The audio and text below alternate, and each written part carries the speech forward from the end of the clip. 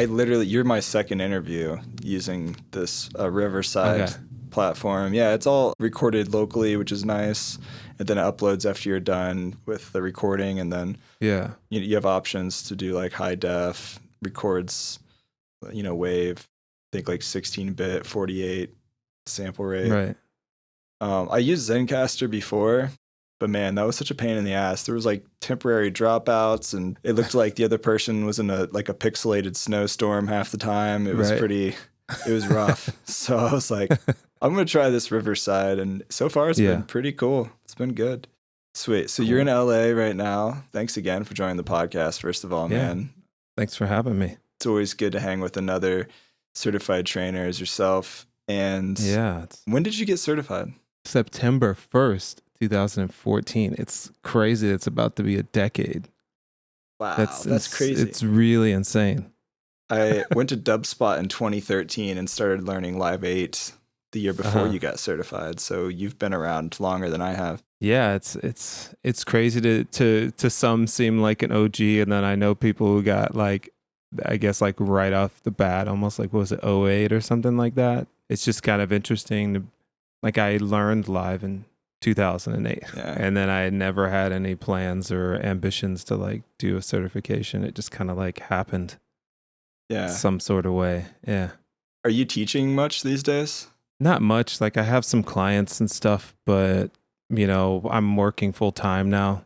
So like everything, the whole like pandemic and then even coming out of it is me trying to figure out how my life exists separate from my work life, since, work takes up like 8 hours a day, and then sometimes some of your mental capacity. So it's been interesting trying to like go from going on long walks and thinking and writing and coming up with ideas and writing 15 things and 3 of them are good, to like I only have time really to write a couple of things and work on a couple of things. So it can be a tough balance being a creative artist / musician and teaching other people to do the same and paying the bills, and then also finding time to hang out with friends and be social. And it's a lot. I see that with a lot of certified trainers trying to find that balance. It's weird because I wrote a class that was supposed to go online like 2021 for Musicians Institute, and then the pandemic happened. They're like, hey, can you finish this up in a couple of weeks? And so it was like, yeah, no problem. And they're like, we want to run it in the fall. And then I got the job at Cycling 74 in June of 2020, or I started July. And then they were like, hey, do you want to teach the class still? I know that you're going to be working at Cycling. I was like, yeah, I'll teach the class. It was only 1 day a week, 2 classes, 4 hours total. And I was like dead. I started a new job trying to figure that out. And then on Tuesdays, I would have like a 1 hour break, and then I would teach for 4 hours. And I was like, this is mentally a lot. Yeah. So taking on new clients it's very like, I have to be my own agent and be like, hey, what are you trying to do? And blah, blah, blah. And if it's too invested or if the money's not really there, I'm like, I don't want the possible stress or to even let people down. It's just kind of like, things happen in life, and then you have to like prioritize. And especially when a full-time job is like paying you money, you can't like show up halfway in the morning, Yeah. Time is so valuable. I'm trying to be more intentional about how I spend it for myself and for others. That can be a tricky balance, no matter what occupation or, whatever job you have. It's just figuring out like, what is your goal? What do you want to really achieve? And then really honing in on focusing your time and energy just into that direction and other things that support it. That's a weird life balance for anybody, I think. But I think no matter what, it's still a struggle. Like I think I was listening to one of Rick Rubin's podcasts, and he was talking to Flea, and he was like, I'm a huge musician or whatever, but it's like sometimes it's like I just want to sit down and not do anything, but I owe myself to 3 other people and then millions of fans. So sometimes I have to just make it happen. And, I think a lot of people think like once I get to whatever tier they think they're supposed to get to, like that goes away. And it's like, no, it's just the same thing. Just like sometimes bigger problems or different problems. So It's best to learn it sooner than later. So yeah. True. Yeah, facts. I had a podcast recently, Rob Levere, shout out Homemade Spaceship. He talked about like a NISP hustle quote that says, "Stay in your lane, there's no traffic there." And just like, and as far as like reaching your goals, like, you know, block out all the noise and all the distractions that could get in your way and just really focus on that hustle of like what you're wanting to achieve and what does that mean for you. I like that. Yeah, it's funny. I feel like the 2010s was like the age of hustle and gig economy, and then everybody got burnt out on that.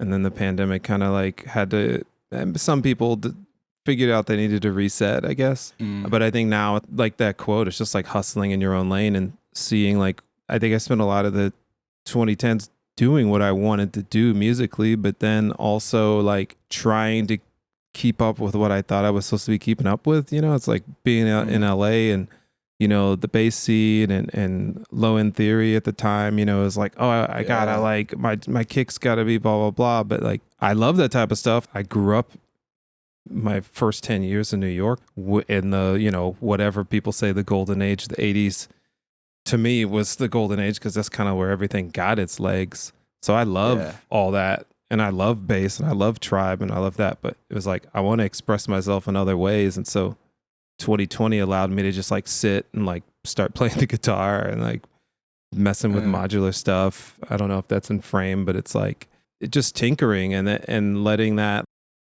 not being like, I got to put stuff out all the time, finding myself, finding what I want to say, and not just being like jamming beats down people's throats. But yeah, I think there's some freedom in that. Releasing on your own time and not trying to meet expectations of others. There's definitely something to be said about that. Yeah. So like what got you into Cycling 74? I think that's really interesting. You're one of the few people on this podcast, maybe the only one that's worked at Cycling 74 actually. And for people who don't know Cycling 74, they developed Max, aka Max for Live, among other applications. Are you Max for Life certified or Max certified? I know that was a thing they started, I think, during the pandemic. No, I am not Max certified. Is that still a thing? That is still a thing. It's a slow, because it's funny because like Ableton has like this huge following and then Max has a huge following, but not like amongst any type of musician that you could think of in the world. So like everything's kind of smaller and at a slower pace than live. So it's funny from my point of view, being a CT and like being in the Ableton world and then working at Cycling. It's like, oh, like this is a different beast. Like there's more like experimental people and more like stuff that's like sound and like music concrete and less like 1, 2, 3, 4. So it's very interesting. So it's kind of like, the certification process is kind of a thing where it's like you have a small subset of people that are using this program. You have a small subset of people who want to use this program. And then a small subset of people who like can teach it and want to teach it, you know? So it's kind of like a slow moving thing, but yeah, it still exists. It's still going. There was just a certification, January. Oh, sweet. For Max? Oh, yeah, for Max, yeah. But yeah, how I got into it, 2 ways. So one, I met Tom Hall when I was teaching at MI, the director of electronic music. I forget titles all the time, but they were like, hey, we want to teach a Max course. Do you know anybody? So this was around NAMM 2015, 14. I talked to Darwin Gross, who we lost last year, about it. And he was like, and if anybody knows Darwin, when you see him, sometimes he may seem like, oh, this guy, I don't want to mess with him. And then you talk to him, he's a really nice guy. But he was like, you want to talk to Tom Hall? He's probably interested in teaching the class. So I spoke with Tom, got them hooked up. He taught only one class because, once again, Max is a small subset of, you know, it's a very, what's that? I have a particular set of skills type situation. So niche. Yeah, like 2 people signed up, especially back in 2015. 2 people signed up for the class. That was me and another teacher. And we took the class and I got to know Tom through that. The other one is Javad Buteau, who used to be the brand manager on the West Coast at Ableton. Me and him are really good friends. And cool. when they were thinking about hiring somebody, Javad was like, you should hire Josh. And then Tom was already trying to like get me in there. So yeah, that's kind of how I got in. And they were kind of like, we don't have somebody who has like this kind of background on the team. So they pitched me a gig and I was like, all right, I like new challenges. I like money. And let's see what happens. So, if you can get paid and be challenged to do what you like, that's a good day. Yeah, and I wanted to learn Max more intently, like and intensely. Like I knew how to do Max for Live stuff, but I was like, how do you do just only Max? I had no idea how to do that. And funny enough, for my Ableton certification, my worst section was doing Max for Live stuff. I don't know if they still do that, but it was just like Thomas was like, yo, that sucked. And I was just like, yeah, it did. And it almost got me out. That's funny. Yeah, when I did my Max for Live presentation, I just took a device and just reverse engineered it and then built it back up from the ground up. That was my presentation. I didn't really know how to do a whole lot of anything else. Yeah. That's not bad. Like, that's how everybody learns. Max to me is like building a web page. It's like you could just download a web page. Not all of them these days, but like basic web pages. And then just deconstruct them and fool around with them and be like, what if I added a dial here? And you're like, oh crap, it works. So like that's a great way to kind of like teach and learn, Max. Yeah. And Max for Live. I'm there full time. I'm on my lunch break right now. So that is your full-time gig now. Okay. Yeah. Well, that was the funny thing that I asked Darwin, because he kind of said like halftime you'll be doing this, halftime you'll be doing that. And I was like, wait. Will I be working there full time? And he's like, yeah. And I was like, oh, okay. I just wanted to double check. That was the situation. I don't know if you're allowed to say, but like, are there any interesting projects coming up that either you're working on or the team is working on at Cycling? I guess the only thing I can say is we're just trying to make Max better. Always trying to make Max better. Like, what does that mean? What does better mean? Like, it's funny to try to like say stuff without saying stuff. I've never had any political media training. But yeah, it's just working on objects and different things to help people be able to use Max more efficiently, and like when you're getting started, things to make it a little bit easier that way. So, and then we're always working with people on packages for Max. If people don't know that, if you have Max standalone, there's packages that you could download that are free. The Rhythm and Time Toolkit just came out from one of the CTs, Philip Meyer. So it really simplifies sequencing with audio rate signal. So it's like really accurate audio rate sequencing. And so he made this whole pack out of Rainbow, which is a export that you could do. Like you could do similar Maxi stuff in Rainbow and then export it as like a VST or a web project or a Max external. Cool. So yeah. So basically what you're saying, I mean, for anybody who maybe is like somewhat newer to the whole Max thing, you could definitely make like VSTs or plugins just in Max standalone, right? It's easier in Rainbow. You can kind of do it through Max using Gin and Juice. I just got that one. But I've never done it, so I don't know how easy or not it is. Like I stay in the usual, lakes and rivers that I'm used to, which is like Max straight up MSP and a little bit of jitter. Like I keep dipping my toe in it because sometimes it just gets overwhelming. So I just take small bites at jitter and work my way up. So what are some of your favorite Max projects or even Max for Live devices that you've worked on? What are they used for as well, I guess? It'd be good for people to know. Like the ones that I've used? Let's start with maybe the ones you've made and then favorites that you've used and what they've been for. I'd say the one that I made, I didn't know we were going to do ones that I made. I haven't made too many, especially that are public. A lot of stuff I do is just for myself, making utilities and things in Max or Max for Live. But I did one, it's funny, I don't even know the name of it.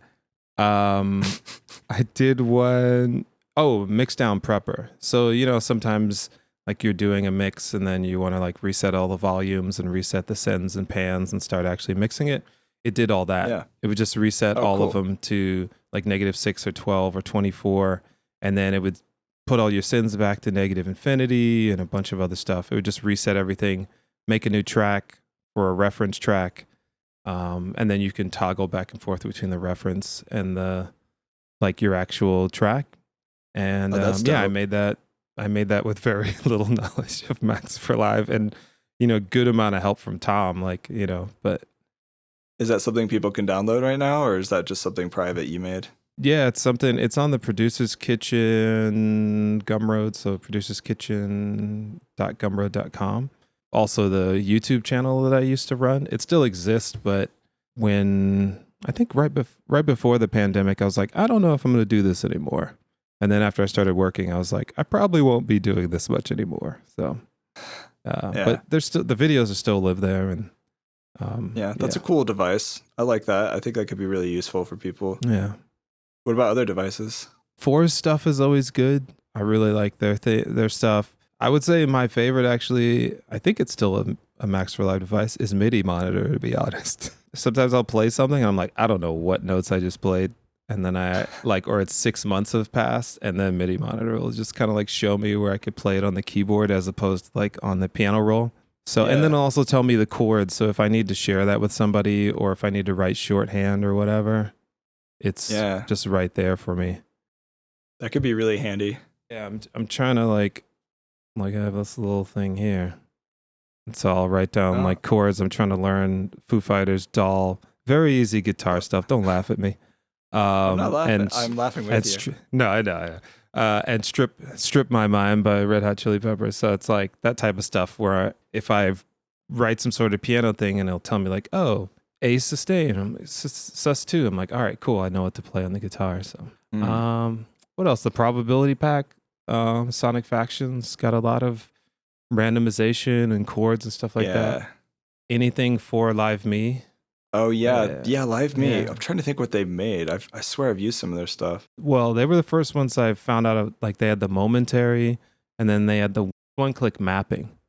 So you'd have like a controller, and then you would just click on something, turn the knob, and then it immediately is mapped to it. That's cool. Dope. That's a dope. Or any of the stuff from him is dope. He's also a CT. I don't know how to pronounce his name because I'm bad at phonics, but that's fair. Drum Folder LDM Design, I think, is the company or the person that makes it. But you can just load a bunch of drums in from a folder and then like trigger them. So if you just have an insane amount of samples, it makes life a little bit easier. Load that in the drum rack and interesting. Get going. Man, yeah, there's a lot of good Max for Live devices out there. It's just like expanded all workflows and possibilities you need pretty much. It's kind of insane. You mentioned Probability Pack. I really love that. There's some really good stuff in there. The Inspired by Nature stuff, Dylan Bastian. He's an brilliant person. Sorry, he's on a different level, dude. If you ever talk to him, it's just like he's just up there. He's just out there in outer space. His brain is working in ones and zeros constantly. Right. Dylan, so I met Dylan, I don't know, like 2017 or 18 at a Max event. Like so free spirit. And you're just kind of like, oh, like your assumption, like, oh, they're just like chill, granola, whatever. And then you're like, no, like science, like straight up like computer science brain on this other, plane. And they showed me the nature inspired, like when 11 was coming out. Yeah, we did that CT event with him. Yeah. Yeah. He showed me it like months before that because I needed to wait, did I present that? I presented it somewhere, so I needed to know how it works. So he started explaining it to me, and I was like, and he started going in depth, and I was just like, my brain was melting. It's like, all right, cool, man. Yeah, like that's another level. I don't know. Yeah, he's a brilliant programmer. Yeah, Dylan Bastian, anybody listening, look him up. He's made several packs for Ableton, and they all slap. They're all really solid. Yeah. This episode is sponsored by Loopy Pro. I've talked about this product on the podcast with multiple guests, especially when it comes to live looping, and I personally reached out to them It can be a huge pain in the butt putting everything together for a live show, whether it's live looping or a more traditional setup. Sometimes your gear doesn't have all the features you need, and you have to settle or start plugging together a bunch of different expensive gadgets. Loopy Pro is a new live performance DAW and looper, which lets you easily build literally any kind of setup. You can get unlimited loops and one-shot clips, a fully capable mixer, support for multi-channel USB sound cards, lots of plugin support with inserts, sends, instruments, tons of other stuff. But the thing that really brings a lot of artists to Loopy Pro is its deep but easy to use action system, which lets you effortlessly assemble the tools you need to follow your creative vision, especially with live looping. You'll never see anything like it, and you can control it all on one screen with a number of MIDI controllers, and you can even fully automate the entire performance experience. There are tons of artists out there using Loopy Pro at a professional level, like Dub Effects, Beardy Man, and many other artists have moved to Loopy Pro to solve a lot of their issues. It runs on iOS with macOS support coming soon. You can run their VST in a DAW, and you can try it out for yourself at loopypro.com, free for 7 days. So grab that free trial, and you can buy it for $30. Literally so cheap compared to many other plugins out there. For all that you get, $30 is literally nothing. Just don't drink coffee for 2 weeks and you'll have it forever. Check it out. Go to loopypro.com, download that free trial, and test it out for yourself. Then, the Inspired by Nature one was interesting because like a lot of the values were controlled by some kind of naturally occurring something in nature. I'm not explaining it super well, but like I think he did the one with the weather patterns. I know the tree one, and then the balls dropping. That was a pretty cool one. Bouncy notes or bouncy trees. Yeah, there was a bunch of crazy stuff in there. Yeah, that was pretty cool. But yeah, the weather pattern ones is like real-time data. The knobs and different things would move based off of the weather patterns in specific locations. Is that in that pack or is it a different one? I think it's in the connection kit. I might be wrong. Oh, okay. I'm gonna have to check that out then. I might be wrong, but yeah, there's a lot of good ones out there. Let's talk a little bit more about some of the things you've done too. I know that you taught a Saudi prince Ableton at one point. Like, I'm so curious to hear that story. Yeah. You mentioned that earlier. How did you end up teaching a Saudi prince Ableton? It was like right after certification. It was weird. Like I got so many gigs right after I got certified. Oh yeah, that was the only reason. That was the reason I got certified. Shout out to Dave Garnish. I don't like talk about him enough. I saw him on Melrose, and I saw his buddy had a Moog shirt on. And I was like, oh, nice shirt. And I was like, do you do music? He's like, no, this guy does. And I was like, oh, what do you do? He's like, oh, I run that school right there. And I was like, oh, you looking for teachers? He's like, are you a Ableton CT? And I was like, no. He's like, get back to me when you become one. So the next year I became one. And I was like, hey, man, so I became a CT. Can I teach now? And he's like, all right. So I did. I was doing a bunch of different gigs, and my name, I guess, just popped up on the website and whatnot. And one of them was this guy was like, hey, I represent a diplomat, and he's wanting to learn how to use his launch pad with Ableton Live. And I was like, oh, okay. So, and he was like, yeah, so he's a Saudi diplomat. Actually, I don't even think he said that. So I was like, oh, okay, like this is my fee, blah, blah, blah. And he was like, all right, cool. You should have raised your fee. It was pretty good. It was a pretty good fee for me, but I definitely should have came higher because he lives like way up at the top of, the Sierra, whatever these mountains are. Not the Hollywood Hills, but the next one over. I'm not a geography major, but so he lived way up there. It would take like an hour to get up there almost. So I would teach at one school, race up to his place, and then he would never be awake. I don't blame the guy. I don't blame the guy for his lack of work ethic. Like if I was a Saudi prince, I'd wake up whenever. Yeah, dude, if you had unlimited amounts of cash, yeah, like and it's you like were royalty, why right. not? Sleep all day, do whatever you want.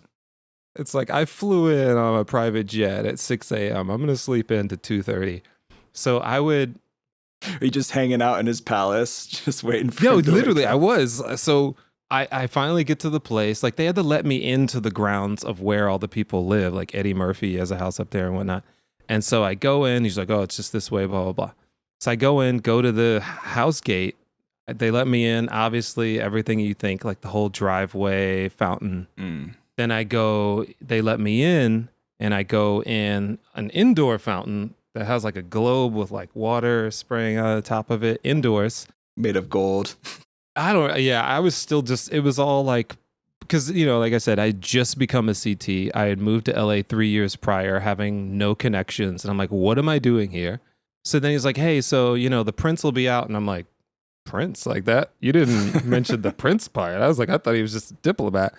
So he goes, oh, you can wait in here in his office. And I used every ounce of my body to be cool. But I go to walk into the office, and the office is, the floor is plexiglass, and it's a like 3 foot high, like train style model of LA County is the floor. And I was like, wow. I almost fell. I was like, ugh. In my head, I was like, oh my God. But in my head, I was just crazy. Like, be cool. Like my body was like, be cool. So I go and sit. I wait like an hour. I don't even know how long I wait. And then he is like, oh, he's not going to be able to make it. So I got paid. Oh, damn. To like just sit in this room. And then he's like, can you come back? It was like the next day. So I come back the next day. And then he's like, oh, the princes are ready. Do you want me to show you his cars? I was like, yeah, sure. So can I drive him? Well, no, once again about money. I was like, I don't want to drive it. That's how I lose money. So he's like, oh, let's go into the elevator. And I was like, elevator? So we go down underneath the property, and then it's just like a garage of cars. And then there's a car elevator. And I'm like, this is insane. So then I'm just waiting for him again, sitting in the kitchen this time with there's like all these cooks going around and making food. And I'm just waiting. And then he finally comes out. I teach him he seems very disinterested. I teach him for about an hour. And he was like, okay, cool, blah, blah, blah, blah. And then I was kind of like, this is a cool story, but I don't really want to like wait around for hours. Getting paid is cool, but it's like I could be doing other things with my time, and people who, have the time to learn. You've probably had students like that. They're like, yo, I want to make dope beats, son. And then you're like, all right, cool. So this is like a drum rack. Like, nah, I want to, it's just like, dude, we got to start somewhere. So I told his actually the guy was security / something else. He did all these jobs. And I told him, I was like, hey man, I'm going to need like more cash or something because I drive really far. He's really not like around. And he was like, I've been telling him that. I've been telling him like, this is really far to come up here and it's costly for people.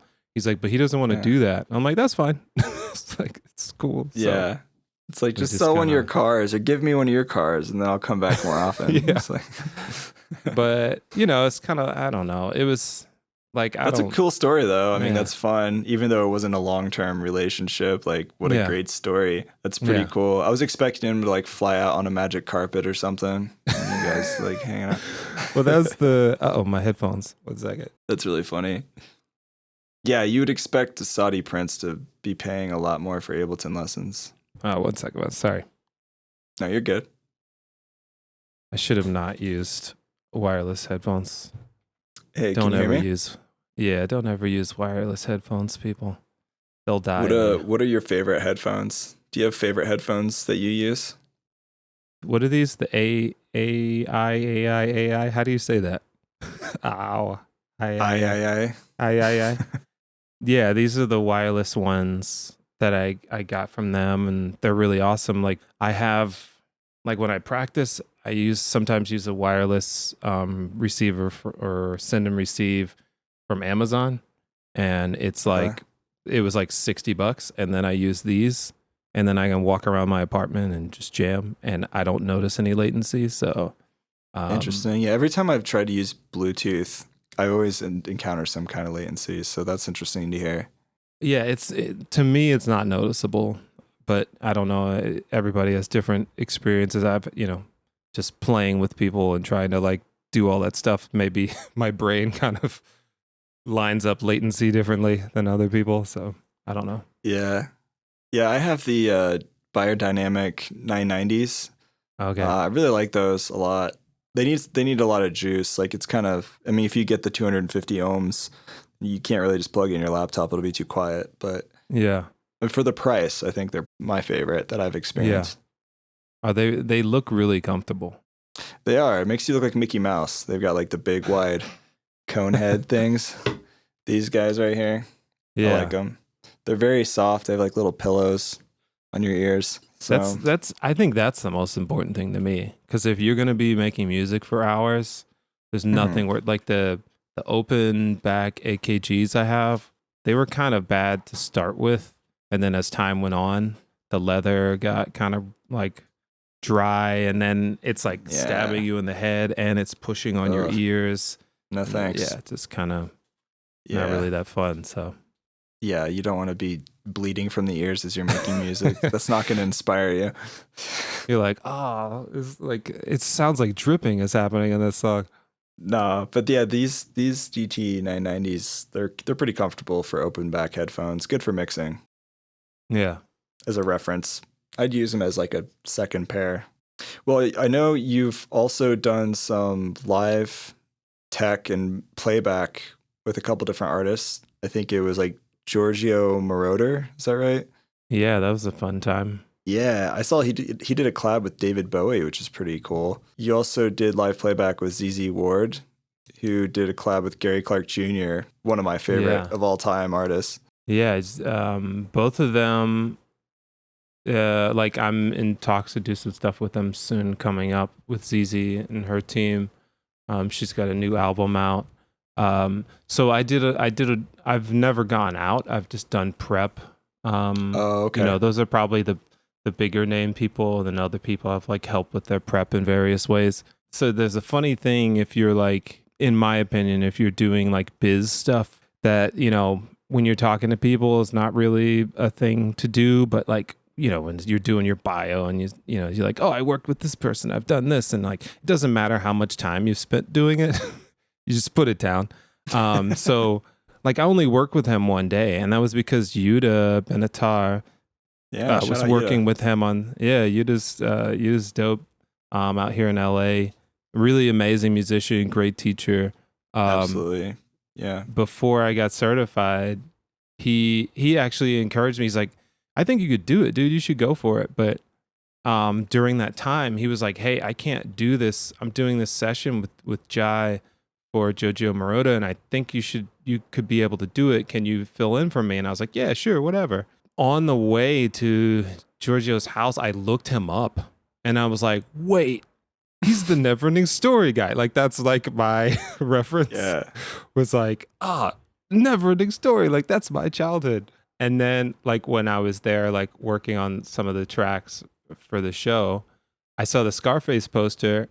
In my head, I thought, oh, maybe you like Scarface, like almost every rapper from the 90s. And I was like, no, he probably wrote that music. So, like, I looked on my phone. I was like, oh, yeah, he did write Scarface. I'm glad you didn't say that out loud like an idiot.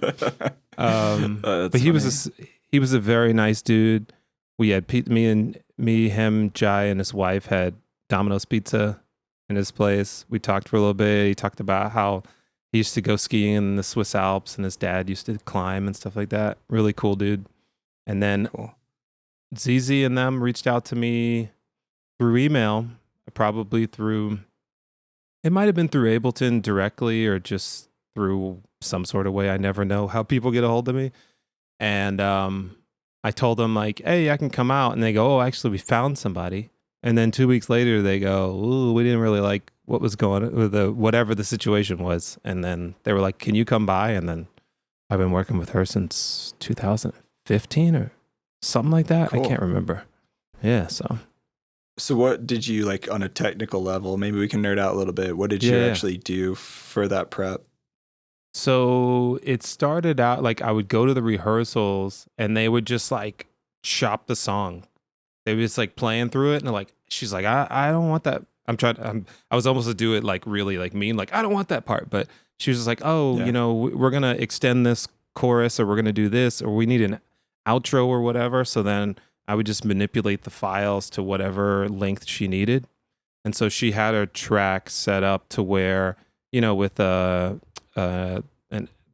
25 key axioms, the drummer could just trigger the different songs, start, stop. And so, yeah, I would just like warp everything, make sure everything's in place, they'd run through the songs, double, triple check.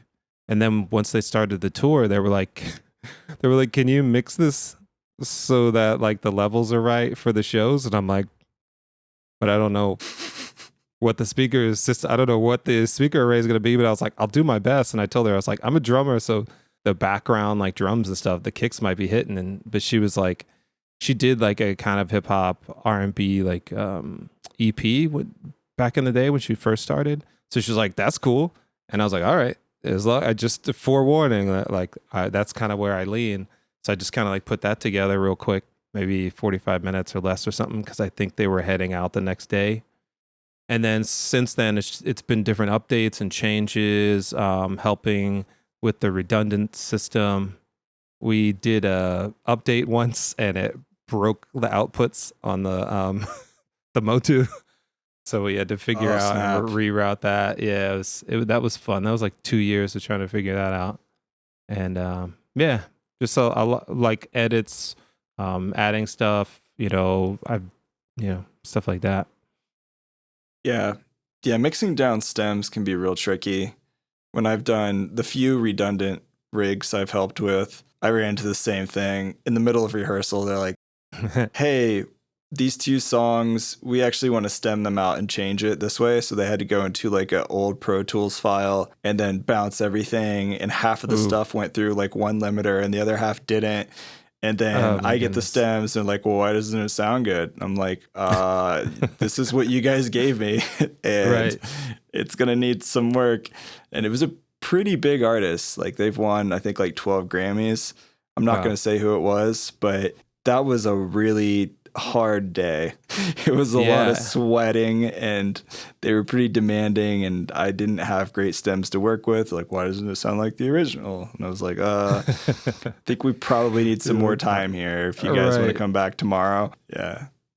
I think that's the funny thing, like for people who maybe haven't done this before, is like, and when people ask me like, oh, should I try to get certified? And I'm like, can you tell somebody how to work Max? Well, if you're going to do a Max certification, but can you tell somebody how to work Ableton Live without having it open at all?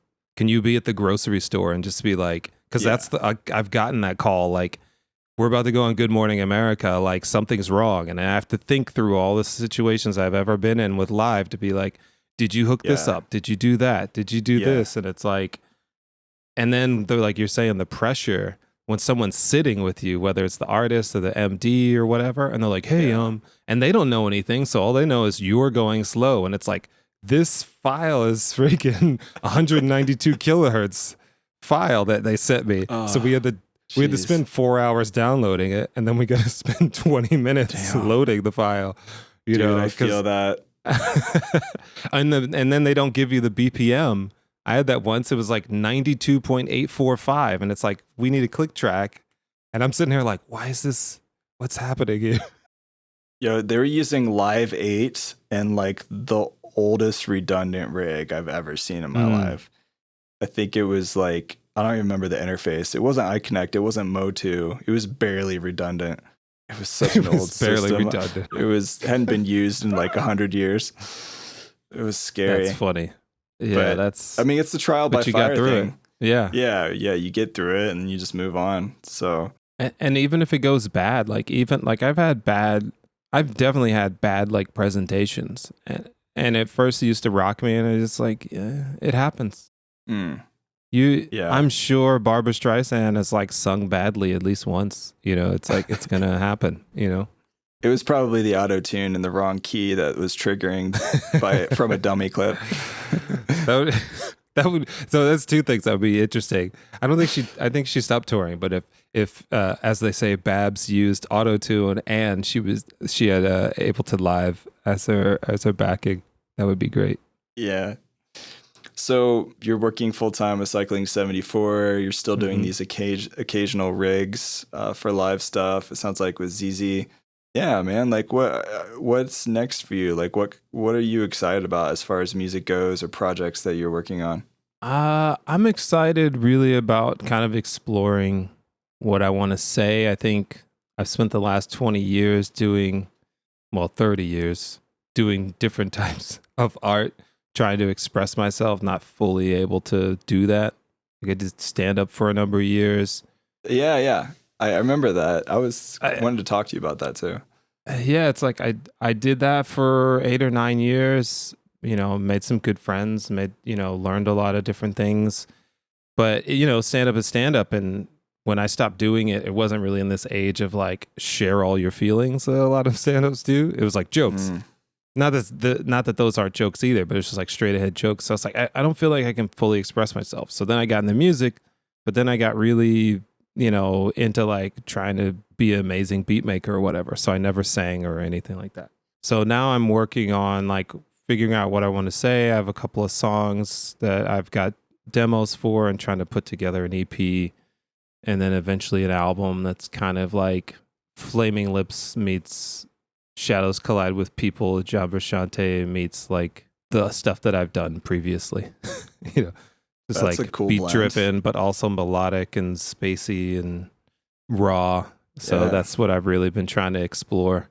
It's like how to emote those things consistently with multiple ideas and songs and whatnot. So yeah, that's kind of that. And I need to put out this live performance I did earlier in the year because I was like, I'm like, people dug that, and I need to put it out. So maybe I'll do that. When does this go up? Maybe I'll put it out before it goes up.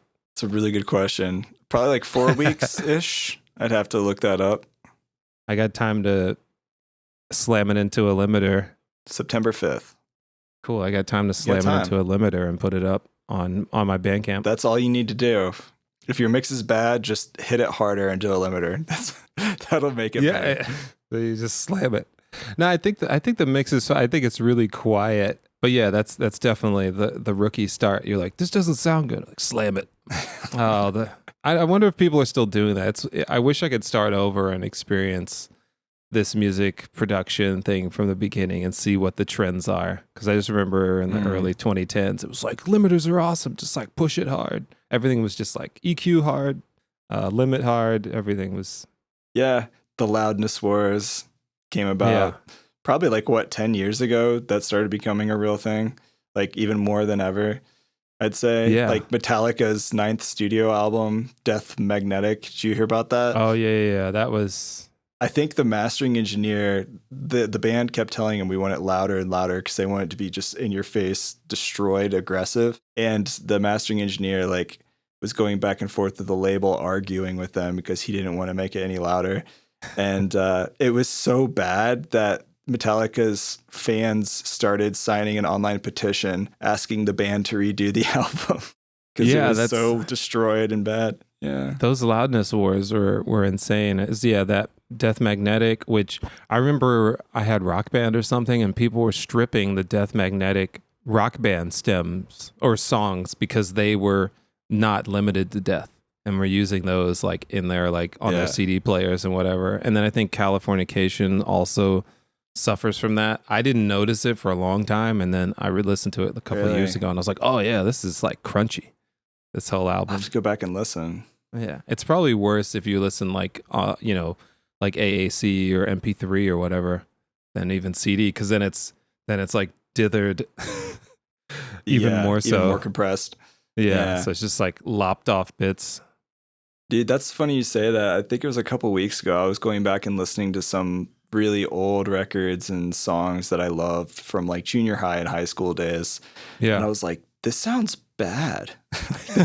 this doesn't sound good at all. Right. But I loved that track, which I think also goes to show that like it's really about the vibe.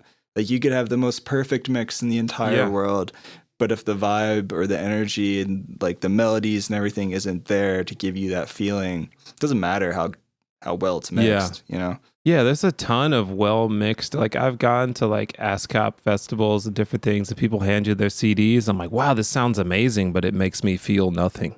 And it's not a diss to those people, but it's just kind of like for me, like I said, Shadows Collide with People is a very polished album, and a lot of John Frusciante's albums aren't. But like the emotion that I see in those albums is amazing. The new Danny Brown and JPEG Mafia album is like a straight up like posse cuts like from the 90s, like mixes all weird, vocals are tucked weird, everything, but the emotion is amazing. And so Totally. it's just like sometimes it's like the most important thing isn't getting it absolutely perfect, but you know, getting the emotion. Like I played one of the demos I have to one of my students who's 82 years old, and Oh, wow. it was weird. He started like crying, and I was like, but this is the demo where I sung badly. He's like, yeah, but like I understood like what you were trying to say, and I was like, well, that means a lot to me because I didn't know if that would come across at all because my singing is so bad in this demo. And he was like, no, he's like, once you like re-record your vocals on this, like it'll be great. And I was like, oh man, thanks. And it's like further, you know, ensuring this idea of like the emotion, the lyrics, the intent, the chord structure, you know, how you just like arrange everything is the most important part. And, you know, you can always remix or upload again or whatever, you know. Yeah, I totally agree, man. Something I'm trying to be more conscious of these days is like the headspace I'm in while I'm in the moment creating, or just getting out of my head in general, getting more into that flow state and just doing rather than thinking. Right. Those early, like once again, those early days, like when you were just putting, you know, MIDI notes down, you're like, oh, that's cool. And not like, well, that chord doesn't really go with that one. And I should maybe blah, blah, blah, blah. You know, it's like, I feel like listening to 80s songs, not all of them, but there's a good amount of hit 80s songs. It's like, there's not a lot going on there, and they're classic songs. You know, it's like, that's true. It's usually just a big snare drum. Yeah. Yeah, definitely. It's literally every 80s snare drum, like the snare was hit with a baseball bat with reverb. Right. That's 90% of all the snares. Yeah, like I don't know the name of the song is specifically, but you know the Phil Collins one, tonight, tonight, tonight. Oh, that one. That like, there's not very many words in that chorus, but it's like everyone can sing it. Simple notes. Yeah. And like when that song comes on, whether you love it or hate it, if it's like karaoke or at a bar or even at a festival, like everybody knows the words, and it's pretty straight ahead. So many catchy melodies and songs in the 80s. You're right. A lot of the songs in the 80s were very, very simple. They just had that hook or that lyric or that melody or that beat that just really drove you. All those instruments were in their infancy.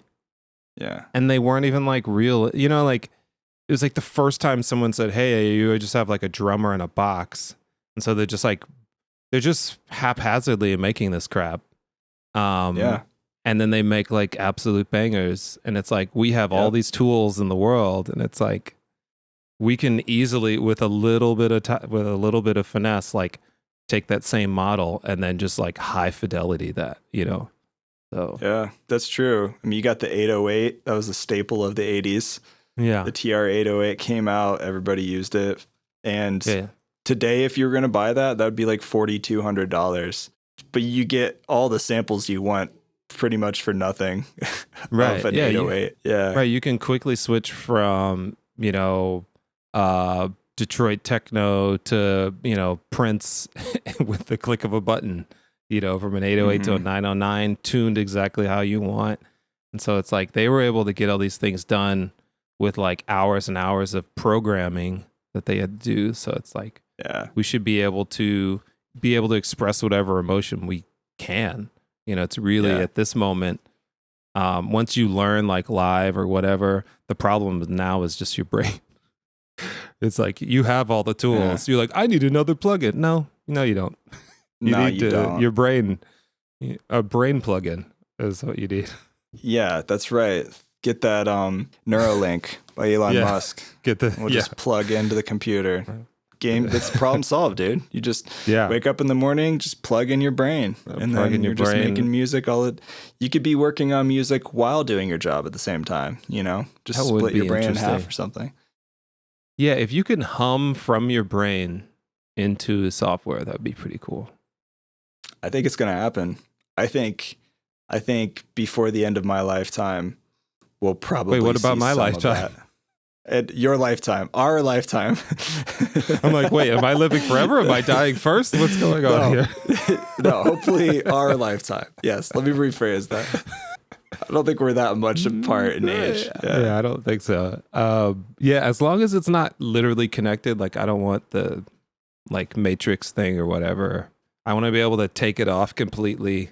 I don't want ads showing up in my head, and I don't know if they're memories or dreams or thoughts or ads. You know, I'm like, you know what? Honestly, I'm cool with it. Yeah. I don't actually mind. Like, plug me into the Matrix. If I just get to live a happy fake life, like, I don't know, as long as I'm happy, whatever. I don't care.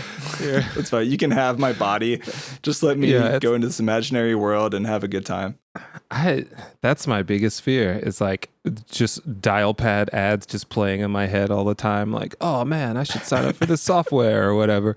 Or, you know, they transfer me over. But have you ever seen, it's a show on Amazon. It's kind of like this. They upload your consciousness to the cloud, but like your family, it's literally like being jail. Like your family has to put money on your books to like get you upgrades and stuff like that. So if you run out of like credits, you just freeze for a while until like the next year starts. Yeah, is it called Upload? Yeah. I haven't seen it, but I've seen ads. That shows like the epitome of like what I think would really happen if they were like, yeah, upload your consciousness to the, you know, to Google Cloud, like Man Cloud or whatever, Human Cloud. Is it worth watching? Should I watch it? Yeah, it's good. It's funny. It's like a dramedy. And if you like sci-fi and all that stuff, it's good too. I recommend it. I'll have to check that out. Yeah, what was that recent movie about? It was Everything Everywhere All at Once. Yeah. Did you see that? That was a pretty interesting movie too. About that movie is insane. Yeah, that was a pretty wild movie. I didn't even know what it was about. Like I have the movie pass, or not movie pass, but the AMC whatever pass thing. So I just pay like $24 a month, and then I just go to the movies whenever. So we were like, oh, this looks cool. And then we went, and I was like, what? It was like the first time I heard like Black Hole Sun. I was like, what is this? It's like, this is crazy. Play it again. That was a wild movie. Yeah, it's like Everything Everywhere. It's about like, it's like a Chinese American immigrant who's being audited by the IRS discovers that she like must connect with some parallel universe to like prevent her being destroyed inside the multiverse. It's really Wait, are you memorizing this or are you reading this? Both. I kind of read off of it just now, but also I've seen it. I watched it on a plane. I thought you were just coming off the dome. I was like, how do you remember that? I don't remember. So that deep of sound. Well, no, I mean, okay, so this is going to sound weird, but recently there's this, it's like a mental energy drink that sponsored the podcast. It's called Magic Mind. And I thought it was total bullshit, but it's like not caffeinated. It's like ceremonial grade matcha. And they have a bunch of nootropics inside of it. I thought it was total like a placebo effect, but I drink it now before podcasts. I just recently started to, and it's crazy how much it helps you focus and like memorize stuff. It's weird.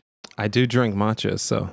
Dude, you should try it. Yeah, it's called Magic Mind. Honestly, just to be transparent, they do sponsor the podcast, but they sent me a box of this stuff, and I've been handing it out to like friends, and it's like crazy because you don't feel anxious like you do if you're drinking caffeine, if you're trying to focus on something or stay awake. It's like, it's called nootropics. Look it up. It's like Nootropic, but it's like becoming a really popular thing now. I know there's like different kinds out there, but I find this like really works for like 3 or 4 hours of like serious energy. It helps me like speak more fluently, helps me recall memories easier. It's weird. Yeah, check it out. I've never been great with names, so anytime I'm watching a show, I'll like say to my wife, I'm like, I'm like the guy with the hat, not the other hat. She's like, Dave. I'm like, yeah, that guy. He's pretty funny in that show. Yeah, you and me both, bro. Names are hard. Yeah. I have to say the person's name back like 12 times when I first meet them, and then I just sound weird. It's like, it's nice to meet you, Josh. Have a good night, Josh. I'll see you later, Josh. And they're just like, is this guy broken? Like, what's wrong with him? Like, it's a robot? Yeah. That's the only way I can remember. I did that for a while, and then I felt weird, but then also it kind of didn't work because I just said their name a lot. And then my brain would say, after a while of not saying their name, was that their name? And then I would just interject. Like, I'd be like, hey, Dan. And then my brain would go, is it Dan? It's like, maybe it's Dave. And then our conversation would end. And then I'd be like, oh, crap. Now I don't even know. Now I have to have my wife introduce herself to you and then ask your name and then you say Dan and I listen in, but then also I think about something else while you're saying Dan and then No, man, you're not alone. I'm pretty sure there's other people listening who've dealt with this. This is why we need that Neuralink with Elon Musk, so then we'll never forget anything ever. Just just sit and was it the NFC in your brain? You just send your contact card.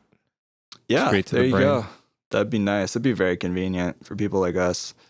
So would you ever want to get back into doing comedy again? Like any kind of stand-up comedy or anything like that? You mentioned doing some of that, but you kind of feel like the times have changed. Is that what I was hearing you say?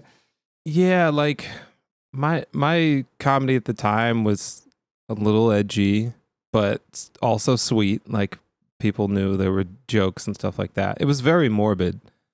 And that's kind of how I am. Like I go to sleep to like horror movies. So I think like I had a lot to say at that time. I was just out of college. I was newly married, so I had a lot of thoughts and opinions and fears and things like that.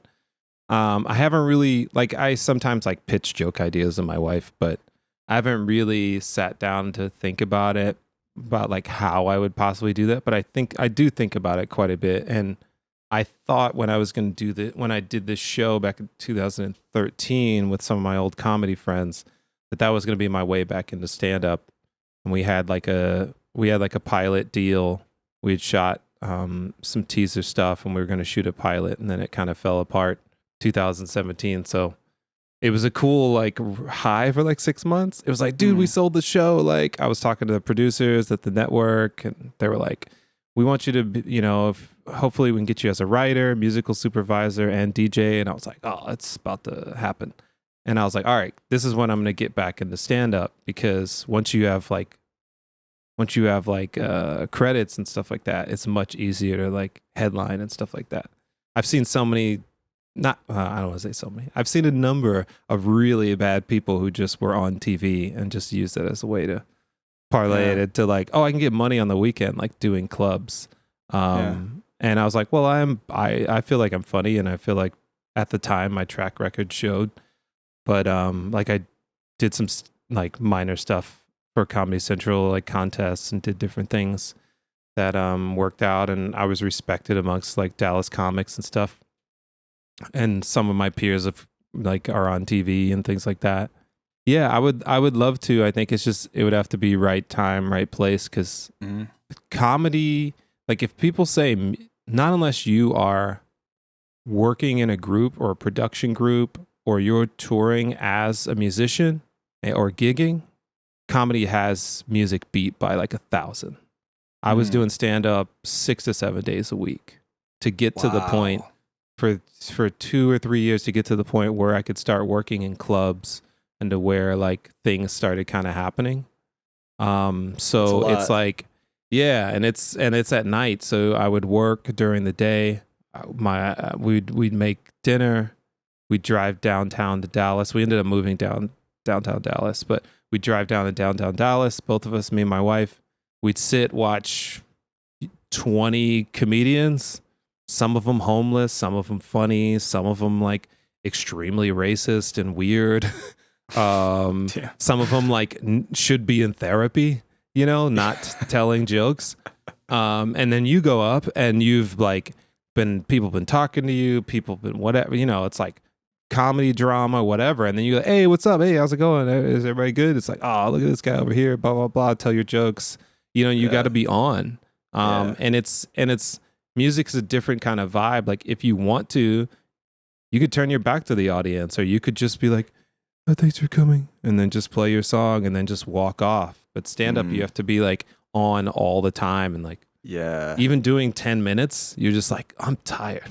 So if you do like multiple sets in a night, you're doing like 10-minute, 30-minute sets, so I'm 42. So and I'm not in horrible shape or anything, but I also wonder if my mind and body be like, why are you doing this? You're waiting especially in LA. I don't know, man. Ron White's up there. I mean, there's a lot of older comics too that are still killing, Yeah, but we got like, we got to know him as famous. Maybe he was like in his 40s or so, but like not unless you there's a couple of people that like popped off pretty early in their career, but a lot of times it's like 10, 20 years of like touring. Yeah, building up that fan base and bills, trying to connect with fans, or be seen. Essentially, it's like there was a guy who ran the Improv in Dallas, and he got me.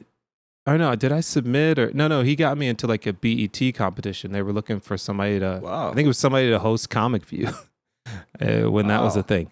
And so I went to that, and like it's like these connections don't come without you like grinding essentially on it. So you have to like grind, and then hopefully like some of the people I've known, they've either moved out to LA and like with their talent, right time, right place, or they opened for somebody and that person literally did the like, hey, this is your cousin Marvin Berry, that new sound you've been looking for. Like, they got that kind of whole Back to the Future thing going. But it's kind of it's a lot. It's very demanding, and I was in my 20s, and one of the things also is I didn't want to like leave my life essentially. Like I didn't want to just like see my wife. Like we were only married like a year. Yeah, that would be tough. That'd be really hard. And so in the first 10 years, I was doing stand up. So if I would have like started doing the road more, like our first 10 years of marriage, like I would have not seen her because I would have just been gone the whole time. So yeah, I imagine that would be tough, man. Yeah, I like what you were saying with comedy. I mean, I've been getting into comedy a lot more the last couple of years, and there's some like good stand places. Up or shows. Yeah, like stand up and shows. Just been really loving it, and just there's some good clubs here in Denver. There's Comedy Works, and that's a really cool place. There's the Comedy Store in LA. I know is really famous. Yeah. Oh, I thought you were saying there was one in Denver. I was like, what? I was like, no. There's another place called Rise in Denver that's smaller for like up and coming comics. It's been really solid.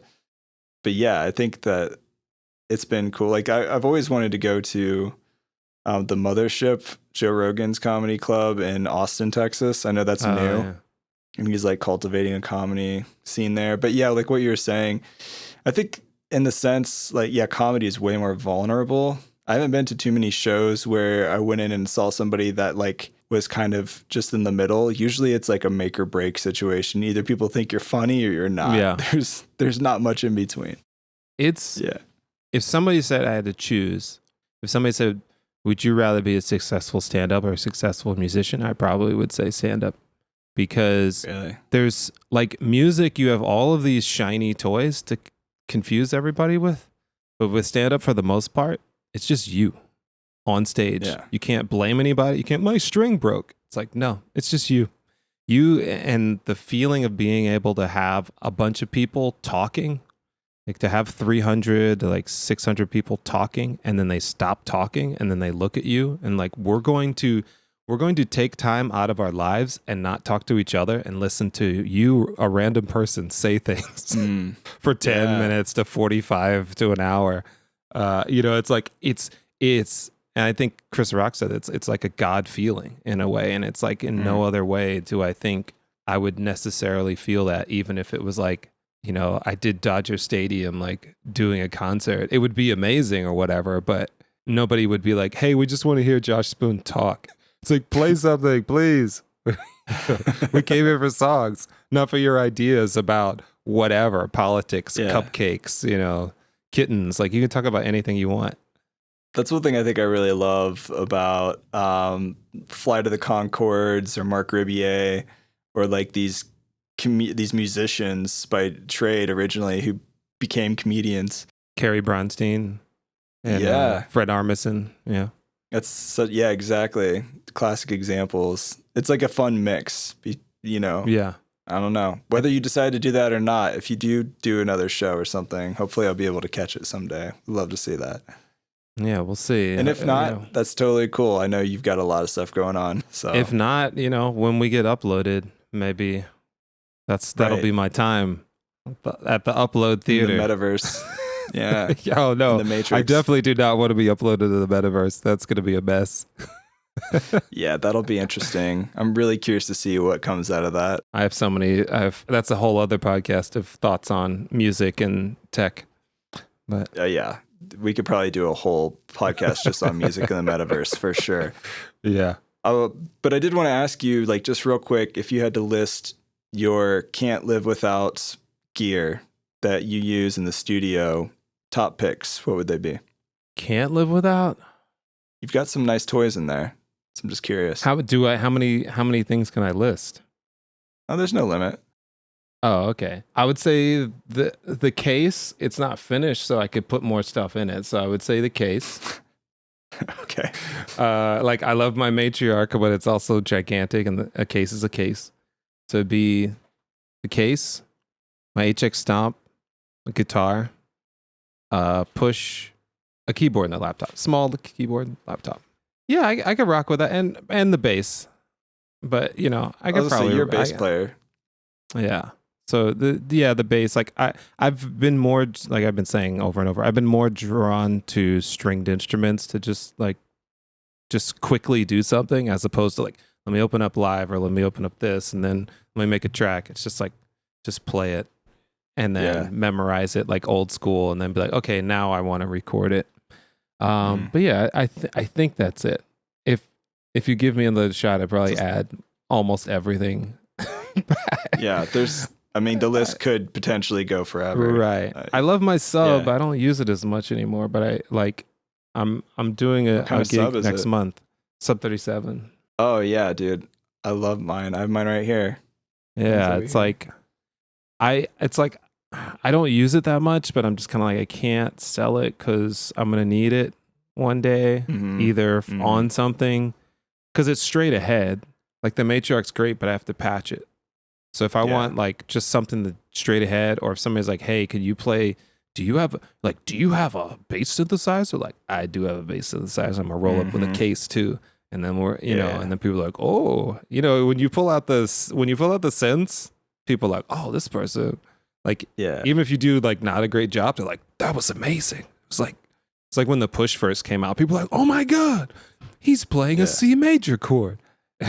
You're like, it's not that much. You're like, oh, dude, this is probably like 9 years ago. I was at a Nashville networking meetup at 1979 Studios. It's a really cool studio. It's like one of the only studios that does direct to disc mastering still in the US, but there was a lot of OGs there and a lot of synth heads. And I asked a couple people, I was like, who's like the most knowledgeable synth person in the room of like 60 people? And everybody pointed to this one guy, and I walk up to him, I was like, yo, if you had a couple $1,000s to drop on like the sexiest bass producing juicy synth you could ever get, what would it be? And like without hesitating, he's like, get the Moog Sub 37. And that's what I did. And I'm really happy I did. It's a fantastic synth. I love it. I just been falling in love with the sub oscillator lately. Like I'm like, sometimes I just turned off the other oscillators and I use that like as the bed. Like I'll chain these, and the Matriarch will be playing the chords, and I have a MIDI hub, and then I'll say, okay, from like C1 to C3, send it to the sub. So when I play like the bass notes, the Matriarch's like kind of thin, and then the Sub 37 like fattens it up with that square, you know. So it's pretty gnarly. It's a gnarly synth. Yeah, I love the thing, man. Crazy. I have to turn it on and let it like warm up for like 10 or 15 minutes before I use it, but it hasn't failed me yet. I just go at it. I hardly ever warm it up. I just like rub it. I just like stroke the keys and pet it, give it a hug, talk to it, and whisper into its ear. I treat it like my car. I just turn it on, hit reverse, and just take off. I do wish though, I almost did it, but it was when I was freelancing, I couldn't pull the trigger when the Sub 37 CV came out. I was like, oh, I should get that. And I was like, I don't really have a reason to. And now I really regret it. Now that I have modular stuff. I'm like, oh, that would have been really nice. I'd probably use it way more with all the CV outputs, because the sequencer on there is insane, and it has all the LFOs and everything. I could have routed out of there, but maybe one day somebody will give me one. they'll just say, "Hey, Josh, I really liked you on Dan's podcast. You want this sub 37 CV?" Say, "Thank you." If anybody listening has an extra one, send it to Josh. Yeah, just hit me up and tell me your name and I'll forget it. You're like, "I'm Bart." And I'm like, "Thanks, Bort. Sounds good." Thanks. And you're definitely getting one now. Well, I saw you had the bot pad, and I looked at buying one of those a while ago. Do you still use it much? The Keith McMillan? Not. So it's funny, like a lot of the things I bought was for live performances, and then, everything's the pandemic. But before that, I had like a whole show like with CliffX and everything. I forgot to mention CliffX is kind of Max for Live. I don't know for sure if it still exists, sort of, but I don't know. It does. It's been a while. No, it definitely does. They just released a brand new version for Live 11. Okay, great. And it's a scripting language. It's not Max for Live though. Oh yeah, I guess they had different. it's like Python scripting, but they had some Max for Live devices in there. So I had a whole set that I had built in 2018 where I really didn't have to do much of anything. I just CliffX'd everything, and then I could play my bass and my push and the bot pad, and it would just switch everything for me. And so that was what I was using it for, is like to be able to play drums on certain parts. So I just wouldn't be like bored just twisting knobs. So once I do more live stuff, then I'll definitely use the bot pad, because I like finger drumming is cool, but to me it's much easier to just drum, because that's what the first instrument, sort of second instrument I learned, the one I played the most for a while. So yeah, there's the CliffX Pro Note Trigger Rack. I think that's like kind of newer. I might be wrong, but that's amazing, because you can have all these different commands in a drum rack, and then you just trigger in a MIDI clip a note, and then it'll trigger that command in your set somewhere. And it's like CliffX for dummies. It's so easy to use and really cool. I did that recently for some like automated live looping and stuff, and triggering new clips and arming tracks and things like that. Yeah, like when they that's what I was using. Like when they introduced it, I was like, oh, okay, this is the same as like the playback kind of stuff I was doing. Is like, hey, we want this to do that, and we want, all these different things. And I was like, oh, I could just do that for myself much easier and faster with just MIDI clips. So, you just make that one track, and you just like switch to this, switch to that. And it's like way easier to kind of like work with, and then edit and copy and paste and all that type of stuff. So absolutely. Yeah. Shout out to Jules Jensen. Jules Jensen's the one that helped me set that up. He's a CliffX wizard. Yeah. Good. He's a good dude. I forgot who. Is it Sean? I can't remember his last name that did the CliffX. Sam Stray Hurley. It was Stray. Yeah. Stray made it. Sam. That's it. See, I told you. It was an S, and my brain said, it's Sean. I was so confidently wrong. Isotonic Studios, I think, hired him and worked with them to exclusively sell CliffX through them. So shout out to Isotonic. Yeah. They make a lot of really cool devices. Darren's a cool dude. Darren Cowley. We haven't talked in a while, but very cool dude, very nice. Yeah. Nothing but good things about Darren. Yeah, really nice guy. Yeah. He's great. I get his occasional like free devices sometimes that he'll send me from back in the day. So thanks, Darren, if you're listening. Yeah, you sent me a lot of stuff. Very appreciative. Yeah. Great guy. Yeah. Well, dude, thanks for hanging out on the podcast, man. This has been really cool. For sure. And any last things? Yeah, anytime. If you ever come to Denver, like hit me up. We'll hang out or something. Yeah, my wife has been asking me, like, when are we going to Denver? Because I've been twice without her. So I'll have to make it up to her. Yeah, I'll hit you up. What was the last thing? The last thing, I guess something cheesy like, be true to yourself. Don't let other people get in your way.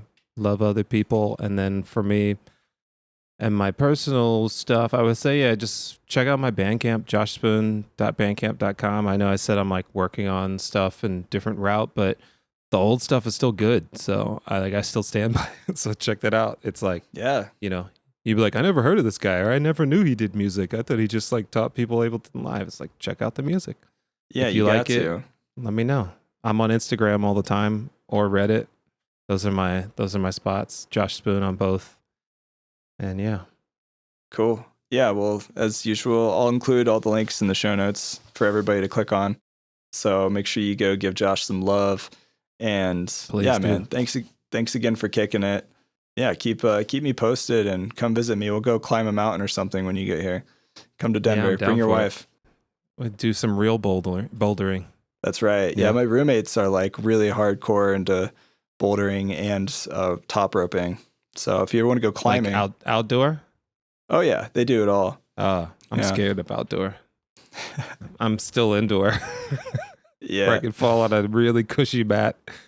Yeah, well, there's that too. There's a lot of that here. So we'll find you a cushy mat if you want to do that. Yeah, sweet. All right, man. Cool, Take it easy. All right, appreciate it.